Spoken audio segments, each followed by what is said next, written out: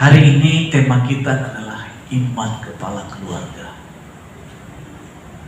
Bukan berarti ibu rumah tangga nggak boleh punya iman. Gak berarti nggak punya iman. Semua punya iman. Tapi lebih baik lagi, jauh lebih baik lagi kalau kepala keluarga itu punya iman. Ya, karena tanggung jawab yang terbesar itu Tuhan berikan kepada suami. Jadi bukan hanya sekedar wibawanya suami dihargai sebagai kepala keluarga, tapi suami itu sebagai imam, ya, sebagai nakoda dalam keluarga. Kalau istilah saya begini, suami itu membangun rumah, tapi suasana rumah itu ya istri, ya. Makanya di rumah itu paling banyak yang beres-beres itu seorang istri. Walaupun dia mungkin nggak kerja, tapi pekerjaan istri itu banyak. Gitu, betul nggak? Ya, jadi bisa 2 kali lipat lebih banyak pekerjaannya dari seorang laki-laki. Amin, ibu-ibu. Nah, gitu kan? Dari bangun pagi menyiapkan sarapan untuk suami, ya. Terus cuci piring, masak. Kalau sudah punya anak ya gendong anak. Kalau anak udah punya sekolah ya ngurus anak sekolah sambil merepek setiap pagi. Bangun, mandi. Ya. Jadi suami yang baik itu tidak boleh meremehkan istrinya, tapi harus menyayangi istrinya dengan tulus. Amin.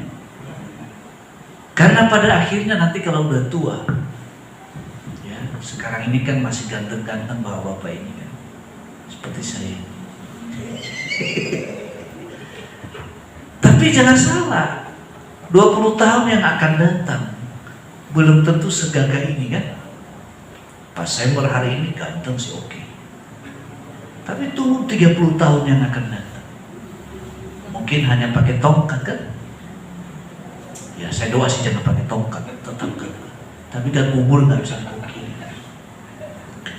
Anak-anak nanti mereka mungkin udah mahasiswa atau udah menikah. Ya, yang anak perempuan ikut suaminya. Ya anak laki-laki bersama istrinya. Ya tinggal berdua sama istri. Betul nggak? Jadi begitu dekat, melebihi saudara, bahkan melebihi orang tua kita, melebihi anak. Karena anak-anak kan kita harus bebaskan mereka ketika sudah dewasa. Tapi suami istri sampai pintu kematian barulah selesai tugasnya. Amin. Ya, itu penting. Jadi di sini saya berharap suami-suami yang sukses, yang punya uang banyak, jangan pernah meremehkan istri. Tapi sayanginya dengan tulus. Berikan dia uang jajan yang banyak, pasti dia berbahagia.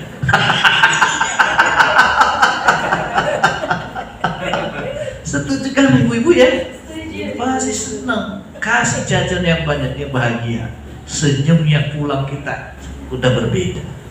Kalau nggak percaya tanya aja Bu Lesti. Pasti bukan masalah besar atau kecil, tapi bentuk penghargaan. Walaupun hanya di dompet 50.000, kasih aja dompet, dia bahagia.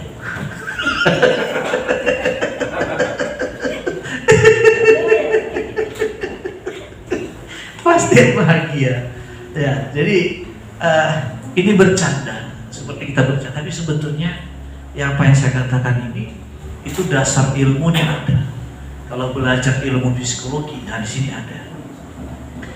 Ya, saya mengambil S3 saya itu bidang konseling. Jadi memang kalau makin tinggi pengetahuan, makin spesifik berpikirnya. Makanya saya itu malu atau nggak mau berdebat sama orang-orang yang ya begitulah. Makanya setiap saya ditantang saya nggak mau debat. Nggak level itu. Ya kan malu kan. Nah, jadi tema kita hari ini adalah iman kepala keluarga. Dan dari semua yang saya pelajari, ya, salah satu yang perlu kita ambil di sini adalah tokoh kepala keluarga yang baik adalah Abraham. Bukan berarti dia udah sempurna, Abraham juga nggak sempurna, saudara. Contohnya kelemahan Abraham itu ketika dia merantau, Tuhan suruh di tanah perjanjian itu. Nah, Sarah ini kan umurnya itu sudah 75 tahun, tapi cantik, saudara. Tanpa makeup, tanpa pakai dempul wajahnya, tetap keren. Bayangkan umur 75 tahun. Di zaman ini belum ada secantik itu. Abraham udah hampir 100 tahun. Jangan mereka 25 tahun. Tapi karena istrinya cantik luar biasa, Raja Amalek itu naksir. Bagi kita aneh ya, ada raja naksir nenek-nenek 75 tahun loh. Kira-kira menurut Pak James, melihat nenek 75 tahun naksir enggak? Dihina orang, ya enggak? Dihina orang, ya inilah seleranya 75 tahun. Tapi ini raja bisa naksir, berarti cantiknya itu luar biasa. Ya, luar biasa. Bagaimana mudanya, tua aja. Saya percaya kalau Pak saya ada di zaman itu pasti ngelotot melihatnya. Bayangkan raja bisa ngelotot melihat. Selera raja itu kan istimewa kan. Mencari istri raja itu punya apa? Diperlukan waktu 7 bulan untuk mendandani. Makanya baca nanti kitab Esther. 7 bulan, apa namanya itu ya? Ada SPA, luluran. Kalau sekarang kan SPA ya, luluran. Ya, mandi susu, mandi madu, supaya seimbang mandi aram. Biar imbang kan gitu ya. Nah ini tanpa makeup, tanpa salon, cantik luar biasa. Nah waktu itu Abraham mengatakan, karena kamu cantik saya takut dibunuh. Bilang aja ya, kamu adikku tapi bukan anak ibuku. Ya Allah. Ya. Dan berhasil Raja Amalek ini mengambil Sarah sebagai istrinya. Hati-hati suami-suaminya. Jangan bilang istrimu adik, nanti diambil orang repot kamu. Ya kan? Ya. Sampai diteruskan Ishak juga. Nah, tapi Tuhan itu untungnya, walaupun dia itu salah, tapi perjanjian Tuhan tidak pernah batal. Itulah Tuhan kita. Sama seperti Anda punya anak, sebandel-bandelnya anak, tetaplah dia anak di hati. Nah, kemudian saudara, begitu Sarah yang dibawa ke istana, ya mungkin raja mungkin malam pengantin atau gimana, tiba-tiba Tuhan menyatakan, awas, jangan kamu apa-apakan istri orang itu. Kalau sempat kamu sentuh, akan panjang ceritanya. Malam itu juga Abraham dipanggil. Sampai ya, raja, apa yang kamu lakukan? Bukankah saya sudah tanya kamu, istrimu atau bukan? Tapi kamu mengatakan dia adik saya. Iya, adik saya, tapi bukan anak ibuku. Ya, dia memang istri saya. Tapi saya takut karena dia cantik, saya dibunuh negeri ini. Wah, raja mengatakan, apa yang kamu timbangkan ini? Mudah sekali orang mengambil istrimu dan membunuh. Siapapun dia yang mengganggu engkau dan mengganggu istrimu, dia akan dibunuh. Ini suami bagaimana punya kelemahan enggak? Fatal kelemahannya. untung aja Tuhan bela, kalau enggak dia kehilangan istrinya. Ya. Saya berharap dan saya berdoa tidak ada karakter yang demikian di antara kita ya. Ini menggambarkan bahwa menjadi suami yang punya iman bukan berarti sempurna, tapi dia belajar dari kelemahannya dari hari ke hari menuju pada kesempurnaan. Itu dia. Amin. Jadi kalau Anda mengatakan, Pak, di gereja itu banyak orang munafik, ya setuju saya. Banyak maling, Pak, saya setuju saya. Karena gereja itu adalah bengkel, kumpulan mantan penjahat dan yang masih penjahat, kumpulan mantan preman dan juga yang masih preman, dibentuk dia menjadi serupa dan segambar dengan Yesus. Selama orang ini masih mau ke gereja, berarti masih ada kesempatan untuk saya bina. Nah, kalau orang ini masih mau saya nasihati, berarti ada kesempatan bagi dia menjadi penghuni kerajaan surga. Setuju gak? Yesus mencari orang yang berdoa.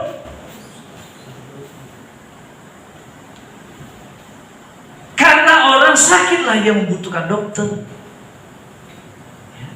Orang yang sakit gigi, dia cari dokter gigi. Gak perlu dia nyanyi, daripada sakit hati, sakit gigi. Ya. Jadi Tuhan mencari seseorang itu bukan karena sempurna, tapi karena orang ini punya hati, mau dibentuk oleh Tuhan. Ya. Jadi nanti ke depan jangan ngomong ke saya, Pak, kok orang kayak gitu Bapak terima di gereja? Iya memang begitu, kalau saya tanya, saya sudah ngomong ya. Emang begitu. Memang gereja ini tempat orang yang rusak untuk dibenahi. Bukan sekedar saya doakan, saya goyang-goyang kepalanya, bukan itu. Ya kan? Bukan sekedar itu, tapi harus memahami firman, belajar firman. Maka selalu saya ingatkan, baca Alkitab ya.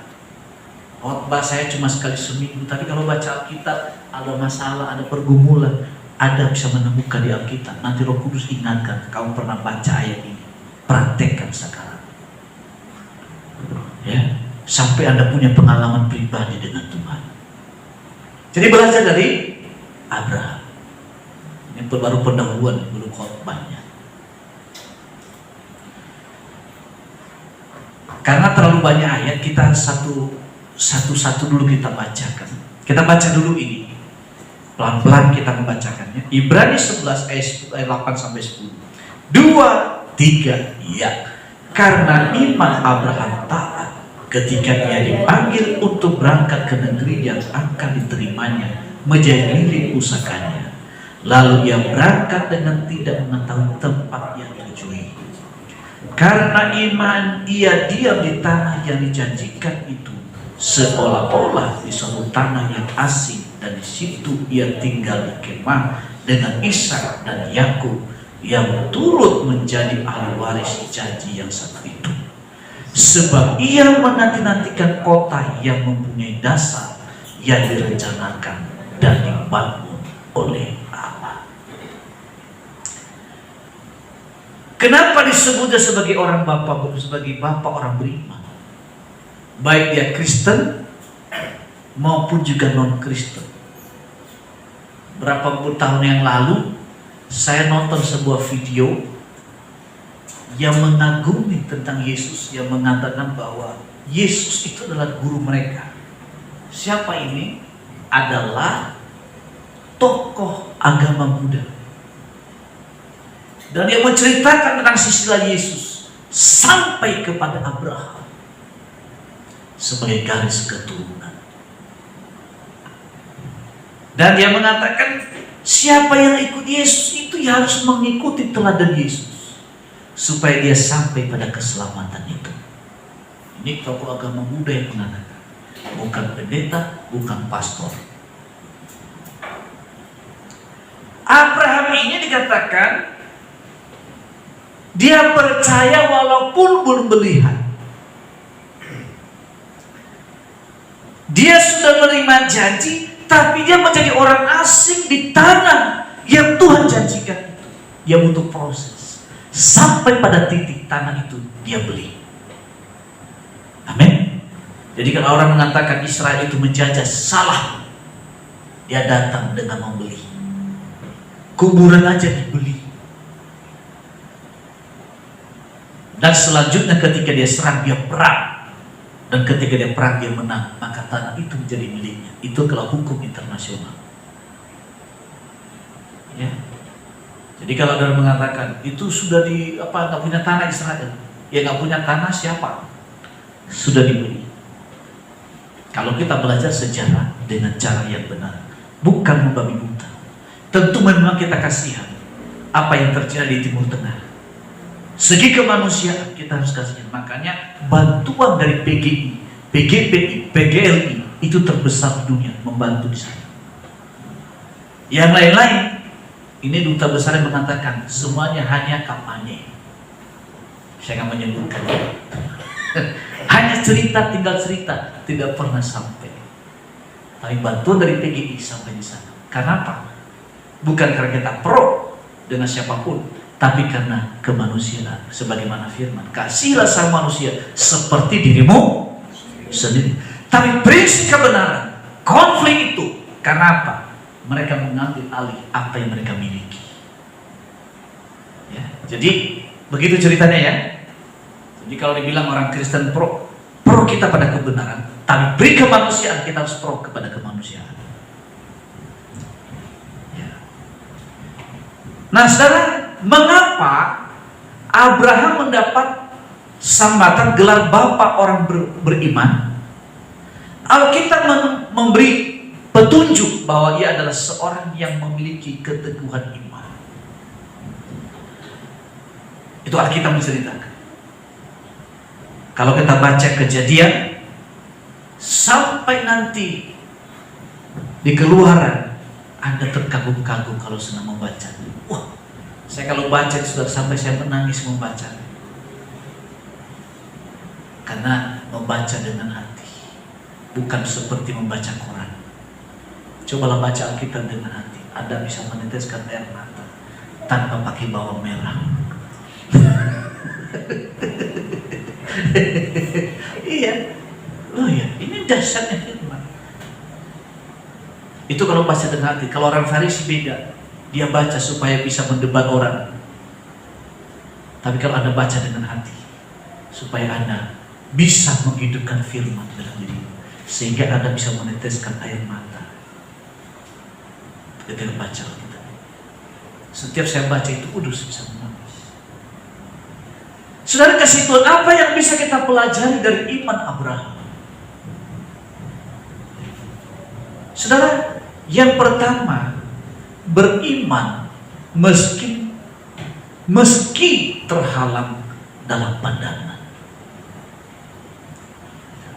Ketika Abraham mendapatkan perintah untuk pergi meninggalkan tanah leluhurnya, ia sama sekali belum mendapatkan gambaran soal tempat yang akan dituju. Gak tahu apa-apa. Gak ngerti. Kalau Anda mungkin disuruh misalnya minta tolong saya sama Bang Sabar. Siang ini kan kita makan. Bu Lesti kan bawa makanan, B2 lagi. Nasinya kurang, bisa bantu tolong gak ke warung Padang yang ada di Tebet sana. Beliau tahu, oh itu warung Padang. Gampang. Ya, tinggal saya titipkan uang sekian. Ini Abraham tidak. Tanah Kanan itu bentuknya gimana? Orang-orangnya juga nggak tahu gimana, karakternya gimana. Sedangkan Abraham itu adalah orang Ur Kasdim yang sekarang kita kenal dengan Iran. Itu bangsa kafir, bangsa yang tidak mengenal Allah. Karena Abraham bukan Israel, Abraham bukan orang Yahudi, tapi Israel lahir dari Abraham. Dari seluruh keluarga dari seluruh bangsa yang didiami, cuma dia yang punya sifat yang baik. Dan mereka itu bukan keluarga miskin, keluarga orang lumayan. Tapi dia harus meninggalkan semua yang dimiliki. Yang bisa bersama dengan dia hanya orang di sampingnya, belahan jiwanya, yang bernama Sarah. Belum punya anak. Lalu kemudian ada hambanya yang bernama Hagar. Lalu kemudian dia punya ponakan yang bernama Lot. Mereka pergi.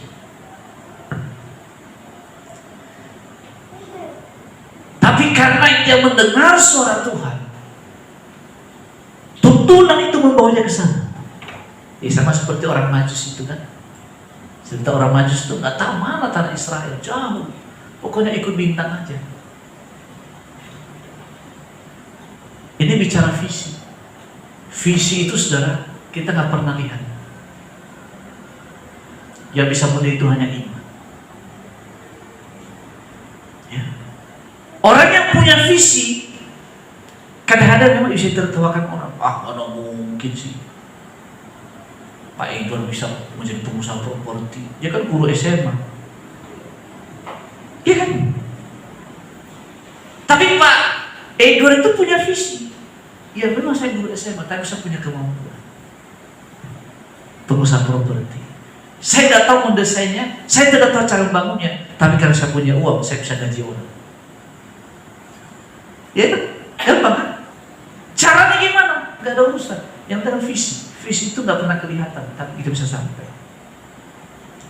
Jadi suara Tuhan itu sebagai kompas. Firman itu sebagai kompas. Kompas itu kecil. Pernah lihat kompas nggak? Pernah. Siapa yang pernah lihat kompas ini? Melihat lihat ya? Bukan koran kompas ya? Kompas itu kecil.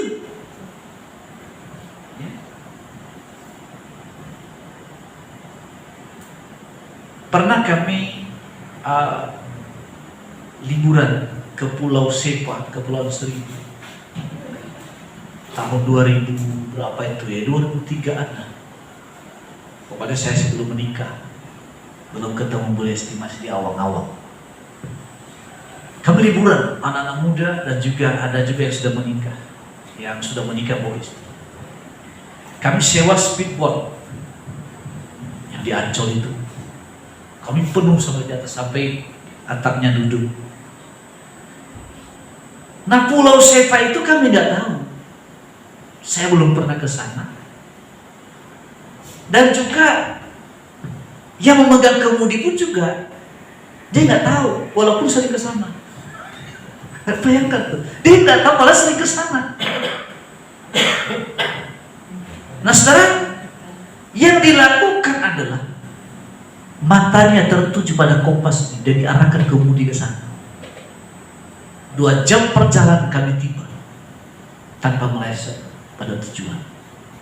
Kami tidak berlabuh di dermaga pulau yang lain, tetap di Pulau Sepa. Pulau Sepa itu hanya berapa menit kita sekelilingi. Banyak turis-turis di sana. Dari transparan sampai tertutup di sana tempatnya. Loh, ya bener. Ini bener.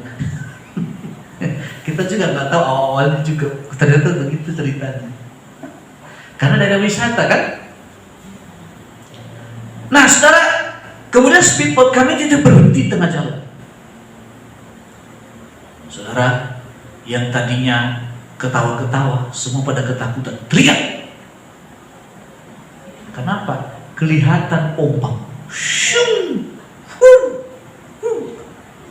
Saudara, dia gak pernah berdoa, semuanya berdoa. Benar, ini benar-benar. Saya gak nambah-nambahin. Berdoa. Ada yang berbahasa roh, ada yang haleluya, ada Tuhan Yesus tolong. Nah karena saya sudah biasa di laut kan, ya tenang-tenang saja. Karena apa? Apa nama itu? pengemudinya mengganti mesin. Itu biasa kan? Nah, kenapa kelihatan ombak? Karena apa? Kapal ini nggak jalan, speedboatnya nggak jalan. Jadi kalau Anda punya masalah, berarti Anda sudah stuck di tempat. Makanya banyak pergumulan terus. Nah, Anda mungkin tiba-tiba gampang banget tersinggung, gampang banget sakit hati. Nah, itu artinya kerohanian Anda sudah stuck. Itu, ya, ombak kelihatan. Nah, begitu mesin dinyalakan, saudara, kami jalan di atas badai, nggak ada berasa apa-apa. Ush, keren. Ini kecepatannya luar biasa, beda dengan kapal biasa, karena itu mesinnya 2 sekaligus nyala. Ush, harus semua baru nyanyi-nyanyi, senang-senang yang sudah teriak-teriak tadi. Jadi kalau kita ini, saudara, tidak bergerak maju, nah disitulah kelihatan ombak pergumulan, tekanan hidup yang begitu berat. Ombak masih ada? Masih. Karena lautnya terus bergerak. Masih ada. Tapi kita berjalan di atas. Nah, akhirnya kami tiba di Pulau Sepan 2 jam persis, tidak terlambat. Jadi itu. Kompasnya bicara visi. Apa itu visi? Gambaran ke depan. Nah, gambaran ke depan bisa datang dari 2 hal. Yang pertama, bisa datang dari Allah, yang disebut visi. Bisa datang dari hatimu sendiri, yang disebut dengan cita-cita. Semua kita ini harus punya visi, punya tujuan. Kita berkeluarga harus punya visi, punya tujuan. Kita sekolah juga harus punya tujuan. Bukan yang penting seperti air mengalir. Tidak begitu. Tapi harus punya langkah. Nah, Abraham ini berjalan dengan visi karena dia mendengar suara Tuhan. Dasar itu setiap kita juga mendengar suara Tuhan supaya kita melangkah dengan pasti.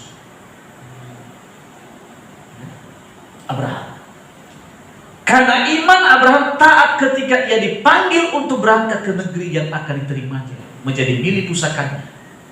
Lalu ia berangkat dengan tidak mengetahui tempat ia tujui. Bayangkan itu. Tiba-tiba Pak Edward Tuhan suruh ke Nias itu di mana nggak tahu. Ya kan?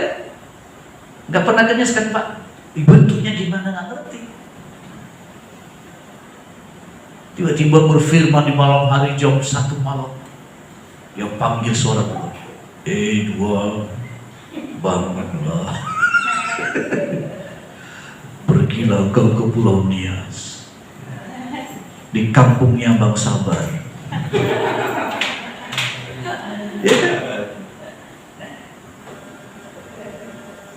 Pergi tinggalkan kota Jakarta.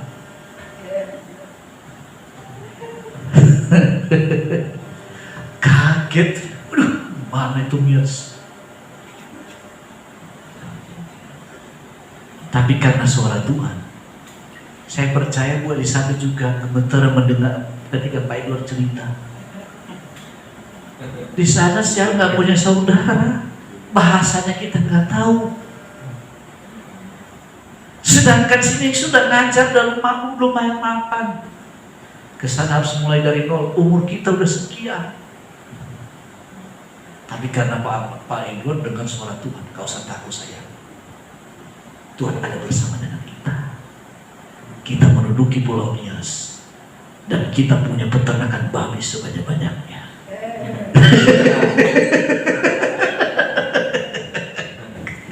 Bisa kan? Bisa. Karena suara Tuhan, meskipun nggak tahu Pulau Nias, pasti ke sana. Ada kapal, nggak ada kapal, naik perahu pun jadi. Bisa, ya. Ya, ini nggak gampang, saudara. Iman itu begitu. Ya. Pernah saya mengerjakan sesuatu, saudara, saya ledekin. Tapi akhirnya ketika ledekin ada juga hasilnya. Benar-benar tertawa benar.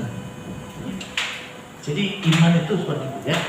Karena iman ia Ia diam di tanah yang dijanjikan, seolah-olah suatu tanah asing, dan di situ ia tinggal di kemah dengan Ishak dan Yakub yang turut menjadi ahli waris janji yang satu itu. Sebab ia menanti-nantikan kota yang mempunyai dasar yang direncanakan dan dibangun oleh Allah. Jadi saudara, ketika dia di sana tidak gratis. Pertama dia numpang, kemudian dia beli, dan terus berkembang dia kuasai. Kuburan-kuburan dia beli. Dan tanah yang dibeli Abraham bukan tanah yang subur. Itu tanah yang bergunung-gunung.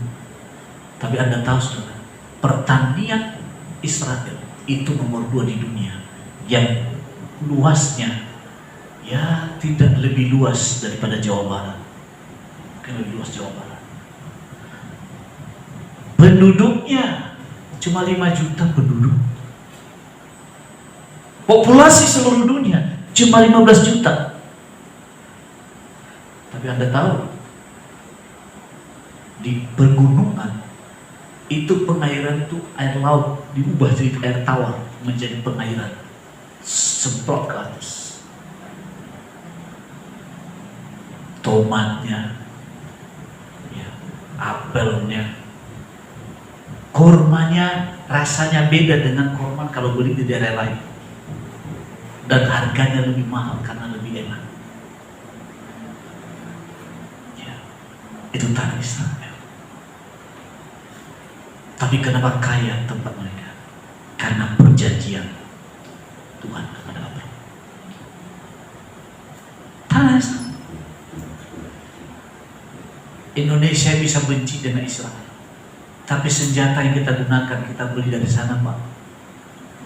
Alat sadapan KPK, alat sadapan aparat-aparat kita, senjata perang kita beli dari sana. Singapura negara kecil, Singapura negara kecil, itu pengamanan itu diambil dari Israel, sehingga orang mikir 2 kali, rudal diarahkan berbagai tempat. Ya. Negaranya, coba contoh negara Singapura punya apa sih? Gak punya pertanian. Tapi herannya Indonesia belajar pertanian di sana, belajar teknologi di sana, prakteknya di Indonesia. Iya. Oleh karena apa? Karena ada orang Yahudi di sana. Perdana menterinya itu keturunan Yahudi yang bermata sipit. Karena orang Yahudi itu berbagai kulit mereka ada. Mereka ada yang kulit hitam, mereka ada yang coklat, mereka ada yang sipit, mereka juga ada yang mata bumi. Jadi karena anak Abraham, anak Ishak, anak Yakub itu ada dari gundiknya, Ilha dan lain-lain. Nah, itu ada yang kulit hitam, putih dan sebagainya. Baca itu ada. Nah, yang putih-putih itu anak dari Lea dan Rahel, yang kayak bule-bule. Nah, keturunan yang sipi-sipi itu ada. Makanya kalau Anda pergi ke Cina itu ada namanya sinagogi, karena mereka ada di berbagai negara di dunia. Karena dulu mereka sempat berpencar ketika Yerusalem dihancurkan oleh Raja Tirus. Nah, jadi saudara kasih Tuhan, Israel ini, Abraham ini melahirkan Israel, dan mereka menjadi negara yang luar biasa oleh karena iman Abraham. Meskipun demikian, Abraham tidak menjadikannya sebagai alasan untuk menolak apa yang Tuhan perintahkan, meskipun tidak melihat. Jadi saya tulis di sini, ciri iman yang teguh dan sejati adalah tetap menaruh percaya kepada Allah meskipun belum melihat bukti. Jadi kalau Anda melihat bukti itu bukan iman, itu fakta.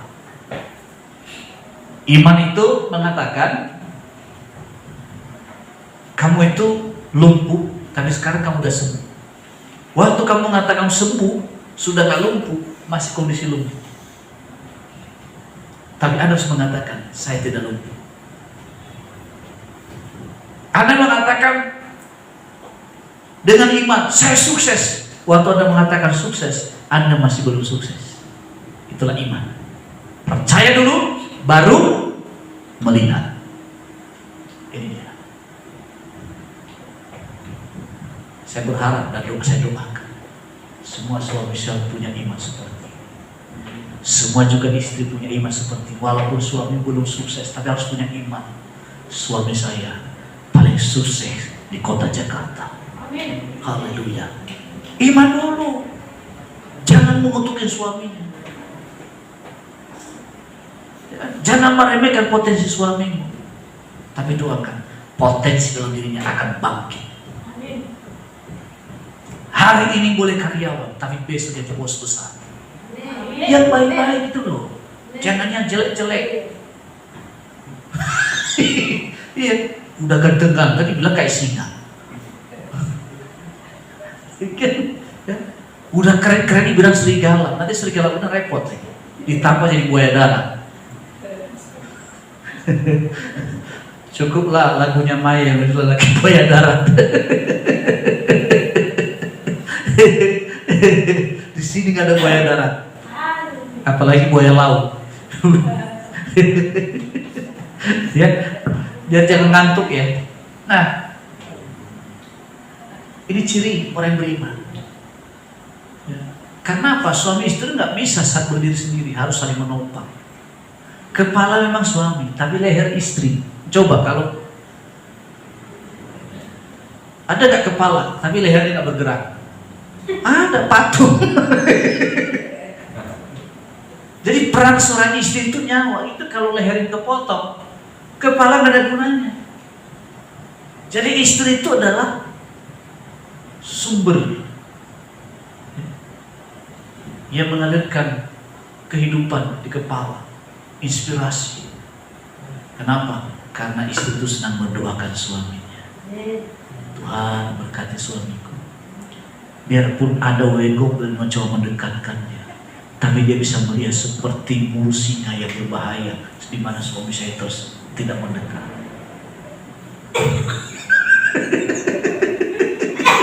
Iya kan? Istri mendoakan. Jadi kalau suami hidup benar itu bukan karena suaminya paling hebat, karena dia punya istri yang senang berdoa. Amin.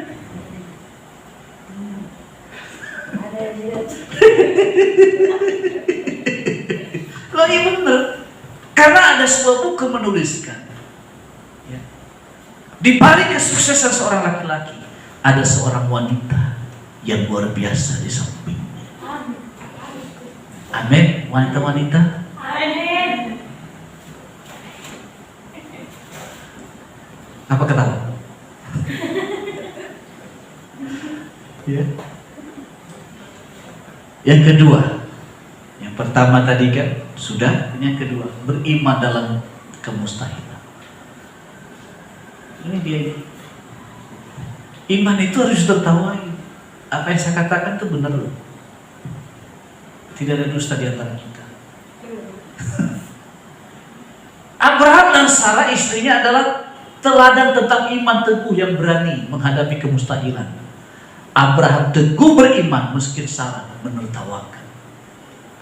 Jadi kalau ada punya visi besar, punya iman besar, yang meledekin terlebih dahulu, yang melecehkan, yang menghina terlebih dahulu adalah orang yang dekat dengan dirimu. Tapi kalau imanmu benar, kamu gak tersinggung dan gak marah. Tapi Anda sambut dengan sukacita, karena nanti dia benar-benar tertawa di depan. Ini istri ini tertawa, ayah, udah nenek-nenek masih sih. Ini ayatnya deh. Karena iman ia juga dan Sarah beroleh kekuatan untuk menurunkan anak cucu. Walaupun usianya sudah lewat, karena ia menganggap dia yang memberikan janji itu setia. Itulah sebabnya maka dari satu orang, maka orang yang telah mati pucuk terpancar keturunan besar seperti bintang di langit dan seperti pasir tepi laut yang tidak terhitung banyaknya. Dari yang mandul, dari yang sudah tua, dan dia tidak mungkin, Tuhan bisa buat mungkin. Karena Allah yang menciptakan manusia dari debu tanah, maka juga Tuhan sanggup menurunkan keturunan ilahi dengan pribadi yang memiliki iman. Ini sarannya nggak mungkin, tapi bagi Tuhan semuanya mungkin. Ini semua iman, faktor iman ini. Kalau ada seorang tokoh mengatakan, kita itu harus punya kemampuan skill of life. Ini keren dikit. Skill of life itu artinya mengatakan gini, Tuhan, atau ngomong sama orang dekat kita, tahun depan nanti kita pindah ke rumah baru, kita nggak perlu motor lagi, rumah kita baru. Itu namanya kemampuan skill of life, kemampuan untuk hidup.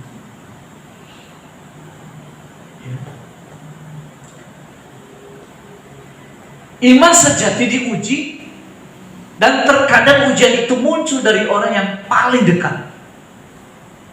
Jadi kan saya mengatakan di atas tadi kan, kita bisa melihat bahwa Abraham lulus dari ujian kemustahilan ini.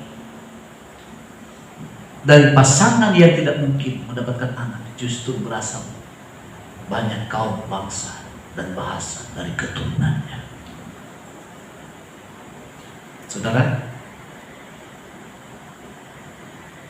biar bagaimanapun sepupu kita masih meyakini bahwa mereka juga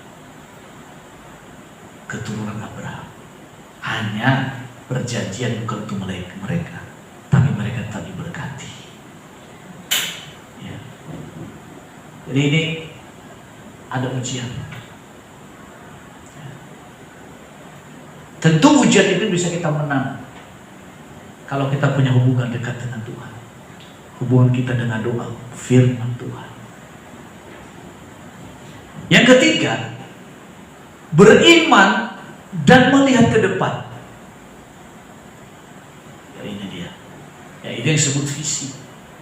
Iman yang teguh membawa seseorang untuk dapat melihat jauh ke depan, menembus kenyataan-kenyataan yang sekarang ada.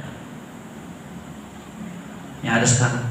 Jadi walaupun hidupmu hanya begini sekarang ini, tapi Anda harus mampu melihat akan lebih jauh, 100 kali lipat lebih baik daripada hari ini. Itulah iman.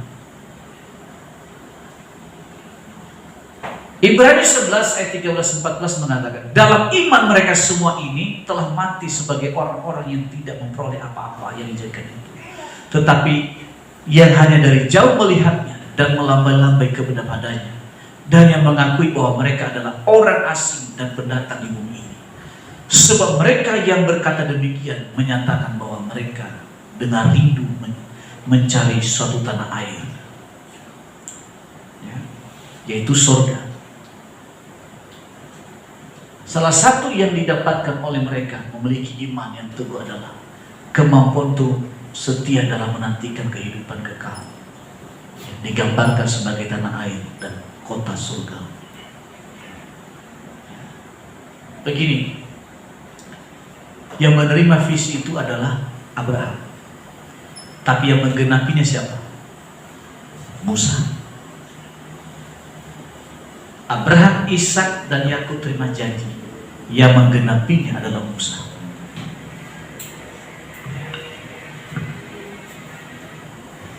Dan para raja sampai kepada keturunan mereka, itu yang menggenapi. Artinya begini, sebagai suami yang baik, bapak yang baik, mampu melihat masa depan anak cucunya, mampu melihat masa depan yang belum pernah dilihatnya. Ya. Yang keempat, ini terakhir, beriman dalam pengorbanan. Ini dia. Ketika Allah menguji untuk mempersembahkan Ishak, Abraham tampil sebagai seorang yang teguh beriman. Yang menonton film His Only Son, ya? Iya. Hanya satu-satunya. Pernah nonton? Siapa yang nonton? Nggak nonton? Kami sudah nonton, saya, Sambul Esti, mana-mana. Pada waktu Isa dipersembahkan, Abraham beri pengertian pada Ishak. Kamulah korban persembahan. Dia tanya, kenapa harus saya? Abraham mengatakan, saya juga nggak tahu. Tuhan kita dan minta begitu. Ya sudah, kalau memang Tuhan minta demikian, saya siap. Saya percaya, saudara, itu pergumulan yang begitu berat bagi Abraham. Tuhan janjikan sekian puluh tahun. Tiba-tiba Ishak ini udah ganteng, diikat dan harus disembelih. Coba yang punya anak kayak gitu, gak tega. Ini masa lucu-lucunya. Nah, ini yang punya anak baru. Ini masih lucu, lagi senang-senang. Tiba-tiba baru ngomong, Tuhan, udahlah aku saja. Ya kan? Itu Bapak yang naluri Bapak. Tapi karena iman, Abraham mengatakan, Tuhan yang memberi, Tuhan juga yang mengambil. Waktu dipotong, saudara, diangkat tangan sambil apa ya? Gak tega. Benar gak tega. Kayaknya sudah ada mulai di YouTube ini. Disitulah malaikat Tuhan, Abraham, berhentilah. Tiba-tiba ada kambing domba, ada domba yang tersangkut tanduknya. Bisa ya? Itu sebut Allah Jehovah Jireh, Allah yang menyediakan. Aku tahu hatimu sekarang. Hatimu dan melekat kepadamu dibanding anak. Wah, ini pergumulan, saudara. Mau diuji imannya? Anda suka atau tidak, Tuhan pasti uji kalau sudah waktunya. Pasti. Ibrani mengatakan begini, Ibrani 11, 17-19. Karena iman, maka Abraham tatkala ia dicobai mempersembahkan Ishak. Ia telah menerima janji itu, rela mempersembahkan anaknya yang tunggal, walaupun kepadanya telah dikatakan keturunan yang berasal dari Ishaklah yang akan disebut keturunan. Karena ia berpikir bahwa Allah yang berkuasa membangkitkan orang-orang sekalipun dari antara orang mati, dan dari sana ia seakan-akan telah menerimanya kembali. Tadi saya katakan, Tuhan yang memberi, Tuhan yang mengambil. Tuhan yang berjanji, Tuhan juga yang menggenapi. Beda dengan kita, Kau yang memulai, Kau juga yang mengakhiri. Kau yang berjanji, Kau juga yang mengikat. Iya. Pengalaman enggak? Itu manusia. Tapi Tuhan itu setia pada janjinya. Ya. Karena Abraham mengatakan kalaupun dia mati, pasti Tuhan punya kemampuan untuk menghidupkan. Kalau tadinya istri saya sudah nenek-nenek, bisa melahirkan, apalagi sekarang ini pasti lebih dari itu. Ya, jadi makanya disebut yang Bapa orang beriman, yang percaya bahwa Tuhan yang sanggup membangkitkan orang yang sudah mati. Dan Tuhan Yesus telah membangkitkan orang yang mati. Para nabi juga membangkitkan orang mati. Kalau saya masih hampir-hampir mati, ya benar, memang kenyataan gitu kan. Dan sering kejadian itu. Adalah Tuhan yang telah tak terbatas dalam melihara terhadap orang yang dikasihinya. Yang terakhir, Tuhan Yesus memberkati kita semuanya. Amin. Tahu lagu itu? Segala perkara aku tanggung. Mau tolong WL bantu saya. Ada nggak?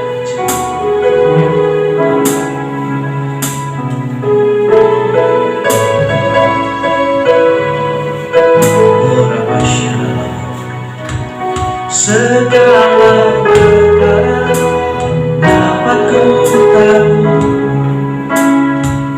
di dalamnya yang memberi kekuatan. Tuhan Yesus, oh, kasih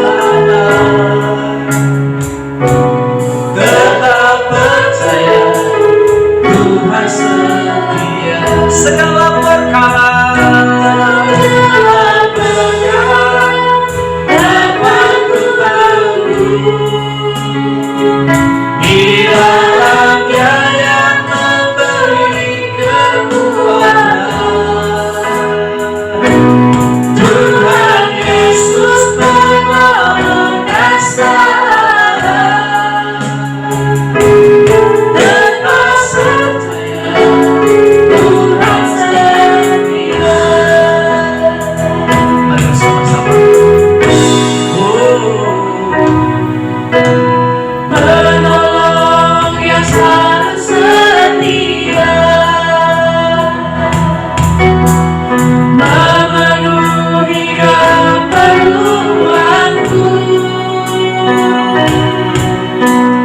tak pernah Dia mengecewakan.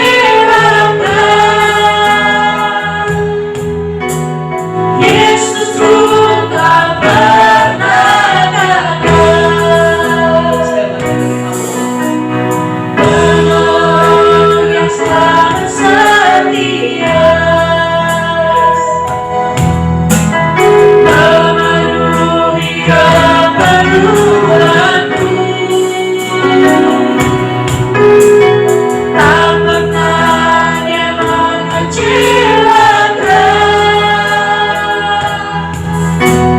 Yesus pun tak pernah gagal. Segala perkara dapat ku di dalam Dia yang memberi kekuatan. Tuhan Yesus menolong dan sahabat,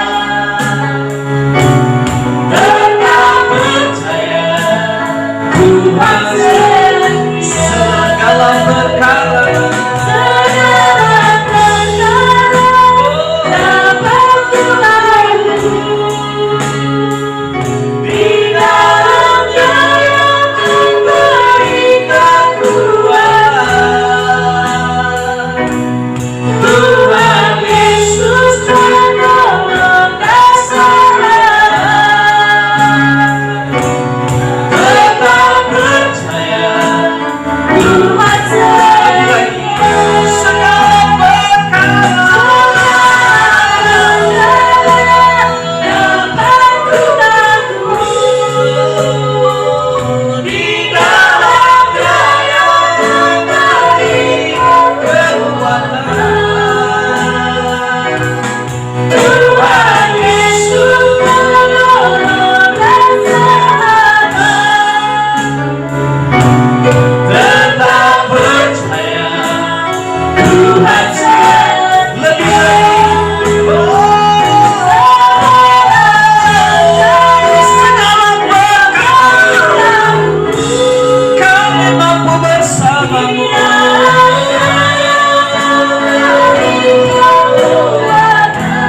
Ya, Tuhan Yesus menolong dan sahabat, tetap percaya Tuhan setia. Tetap percaya, tetap percaya Tuhan setia. Percaya, tetap percaya Tuhan setia. Haleluya.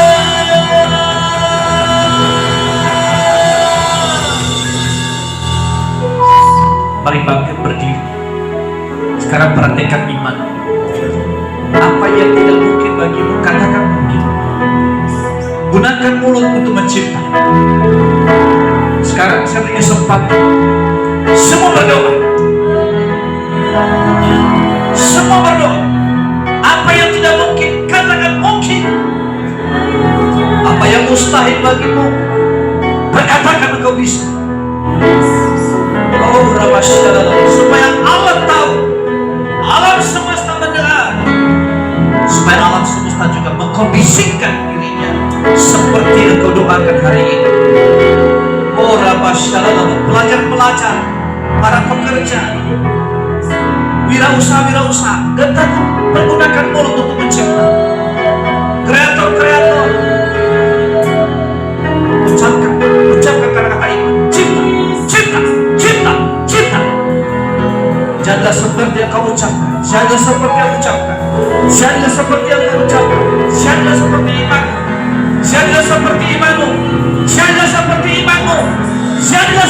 imanmu. Jaga seperti imanmu. Terima dengan iman.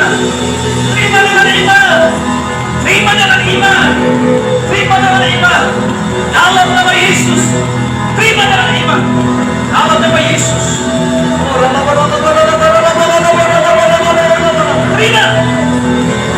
Terima dengan iman.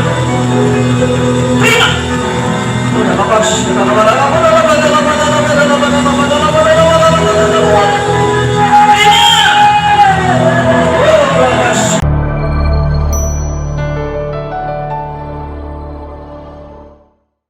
Kenapa kalian selalu salah paham dengan iman Kristen? Dipikirnya diciptakan menurut gambar Allah itu berarti Allah serupa dengan makhluknya. Tidak seperti itu.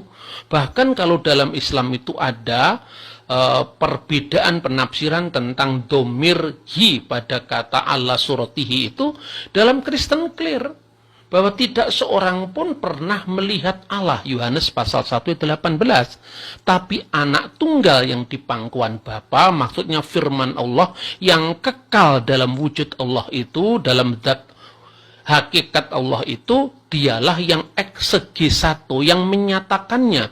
Sehingga Allah yang tidak kelihatan, sehingga Allah yang tidak tampak oleh panca indera kita, ya. Sehingga Allah yang gaib adanya, Allah yang dalam bahasa Kristen itu adalah yang roh adanya. Itu bisa dialami, bisa dilihat melalui firman-Nya yang turun menjadi manusia. Lah ini pun juga terjadi kesalahpahaman. Ketika saya mengatakan misalnya, kenapa umat Islam sulit memahami tentang firman yang menjadi manusia? Sedangkan firman turun jadi buku yang adalah benda mati saja kalian bisa terima. Lah orang kemudian salah paham lagi. Mengatakan tidak pernah kami mengatakan bahwa kitab suci kami Al-Quran itu jatuh ngedebuk dari langit. Ya siapa yang mengatakan Al-Quran jatuh dari langit? Ya siapa? Yang ingin saya tekankan adalah bahwa istilah nuzul, istilah turun itu ada dalam kedua agama. Kalau Anda membaca tentang nuzulul Quran, itu kan Allah menurunkan Quran ke dalam kalbumu ya Muhammad dengan kebenaran. Nazala alaikal kitaba bil haq. Itu jelas sekali. Begitu juga mengenai firman yang turun menjadi manusia, itu juga ada di dalam pengakuan iman Kristen. Di mana firman Allah yang kekal itu telah memasuki ruang dan waktu, kalau menurut bahasa kanun al-iman, ya, bahasa pengakuan iman Kristen, itu dalam terjemahan Koptik, ya, gereja ortodok Koptik di Mesir itu bunyinya nazala minas samai wa tajasada min rohil kudus wa min maryamal adroi wa ta'anas, yang telah turun dari surga dengan kuasa Roh Kudus dan menjadi manusia melalui anak darah Maria. Jadi di sini ada kata turun, terlepas daripada bagaimana umat Islam memahami turunnya Al-Quran. Bagaimana umat Kristen memahami turunnya firman yang menjadi manusia.